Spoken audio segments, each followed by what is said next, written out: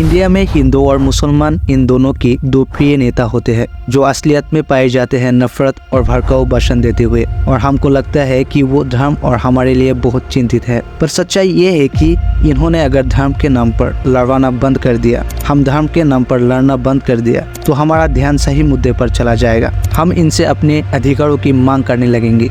अब सोच कर देखो, 500 हजार साल पुराना मुद्दे पर चर्चा करने का क्या कारण हो सकता है। मेनली इसका कारण ये है कि हम में एकता ना हो। अगर हम में एकता हो गई, हमने धर्म के नाम पर लड़ना बंद कर दिया, तो हमारा ध्यान सही मुद्दे पर चला जाएगा। हम बात करने लगेंगे अच्छी शिक्षा की, अच्छी दवाइयों की, अच्छे रोजगार की, जो इन नेता नहीं चाहते हैं। अगर हम जाग जाएंगे तो इनको धर्म के नाम पर वोट देगा कौन? ये नेता अपने बच्चों को विदेश के बेस्ट स्कूल कॉलेज में भेजते हैं, लेकिन ये अपने देश की शिक्षा पर बात नहीं करेंगे, और हमारा ध्यान वहाँ पर चला ना जाए, इसलिए हमको हजार साल पुराना इतिहास को दोहराया जाता है। अतीत में की गई घटना को याद दिलाया जाता है, ताकि हमारे दिलों में दूसरों के लिए वो नफरत जिंदा रह पाए और सही मुद्दे पर बात ना कर सके।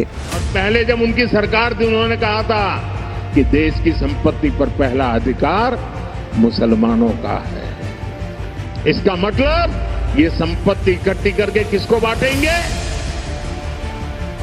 जिनके ज्यादा बच्चे हैं उनको बांटेंगे। घुसपैठियों को बांटेंगे। क्या आपकी मेहनत की कमाई का पैसा घुसपैठियों को दिया जाएगा?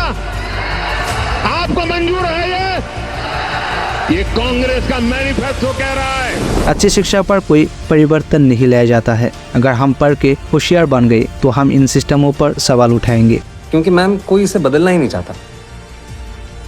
जिसके पास पावर है वो पावर कभी छोड़ना ही नहीं चाहता।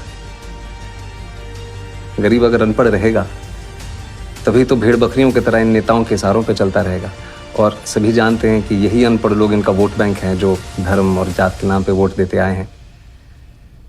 इसलिए डॉक्टर अंबेडकर ने 1942 में कहा था, एजुकेट, एजिटेट एंड ऑर्गेनाइज।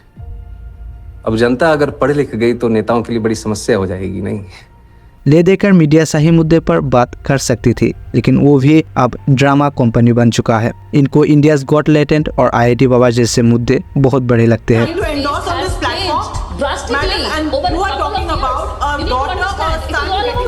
और इसी कथित कॉमेडी शो में रणवीर ने ऐसी बातें कही जो शायद उनका पॉडकास्ट देखने वाले सुन ले तो हो सकता है कि उन्हें दिल का दौरा यानी हार्ट अटैक आ जाए।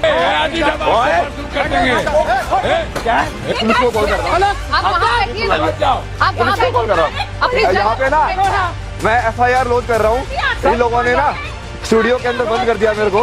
कोई गेट बंद नहीं है, गेट भाई देखो मेरे को, और ये मुझे बाहर नहीं जाने दे रहे हैं। देश में मीडिया को डेमोक्रेसी का चौथा पिलर माना जाता है, लेकिन ये कर क्या रहा है? इस डेमोक्रेसी को ही तोड़ रहा है। जब हमारे देश आज़ाद होने के लिए आंदोलन किया करते थे, तब महात्मा गांधी ने घर घर जाके नहीं बोला था कि आंदोलन में शामिल हो। वो जेल के अंदर से ही न्यूज़ के जरिए लोगों को जागरूक किया था, और इन मीडिया के जरिए देश को आज़ाद दिलाया था। उस समय के मीडिया और आज के मीडिया में बहुत अंतर है। ये देश की महंगाई के ऊपर बात नहीं करेंगे, देश के रोजगार के ऊपर बात नहीं करेंगे। ये बात करेंगे शो में किसने किसको गाली दिया, कौन सा बाबा कब निकल गए मार्केट में, उन बाबाओं को लेकर बात करना शुरू कर देंगे। ये नहीं कि कभी PM को बैठा के ये सवाल पूछे कि देश में रोजगार की कमी क्यों है, इतना क्यों महंगाई बढ़ रहा है, देश में आए दिन मर्डर रेप क्यों होता जा रहा है। ये लोग ये नहीं पूछ सकते क्योंकि ये बिखा हुआ है।